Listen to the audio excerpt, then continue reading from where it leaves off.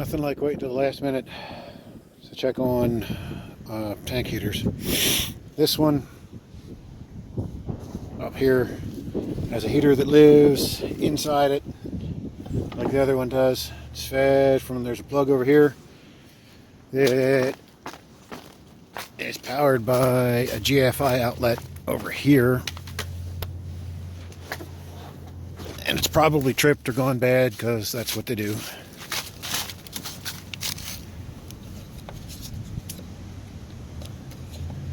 Well, the reset button went in. Let's hit the test and see what happens. Well, the GFI seems to be working, so I don't know why the heater's not working this time.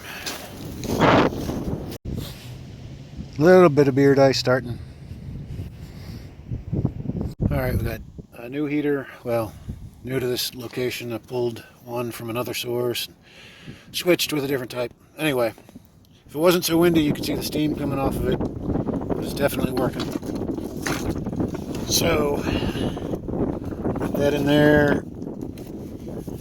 And in the meantime, while I was sorting out trying to find a heater to fit, the valve itself froze. So that sucks. But hopefully now we'll get some heat in there. It'll thaw out before anything busts. I don't know.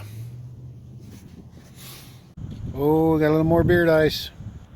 So to get into these orders, there are these tabs on the side that are spring-loaded that you pull out to release and then pry up, and then you're in. It's all insulated, so it should be holding some heat in there. The heater, the cord goes down inside through the guts and then comes out through this. There's an access panel here. We've got a hole that lets the wire come out, the heater cord, and get plugged in.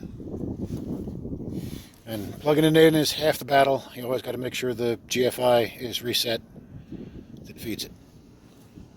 This automatic order normally does really, really well with the cold.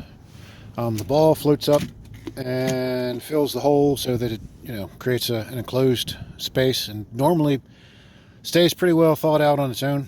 With the really, really cold weather tonight, I stuck a heater in it. The heater that normally lives in it is one of the little ring style that sit on the bottom, and it's gone, of course.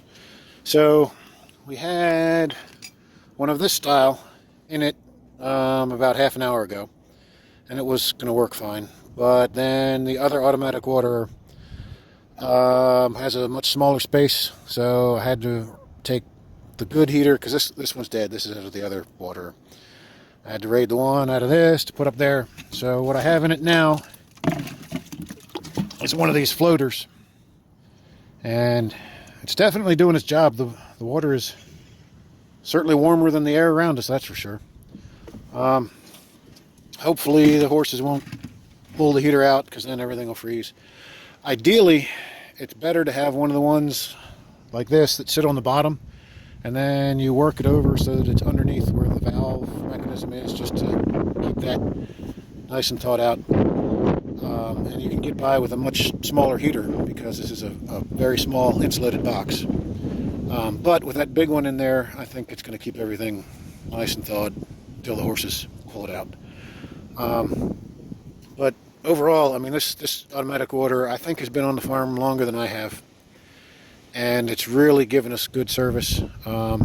Every, I don't know, year or so, you need to pull these 4 bolts out of the corner, take the top off of it, and clean the muck out of it. But otherwise, it's been almost completely maintenance free. And it gets dirty inside because the horses are meant to use their nose to push the bowl out of the way and drink, and they usually figure it out. But sometimes they paw at it, and when they do, they get mud in there. But overall, it's been pretty good. Hopefully it holds up through tonight's freezing cold weather. Just all comes down to 2 things: whether the GFI in the barn trips, or one of these buggers pulls the heater out and lets it freeze. Yep. It was 50 degrees when I woke up this morning. It's not even 4 o'clock in the afternoon yet. It's not still running though, so that hasn't frozen, just the outside stuff.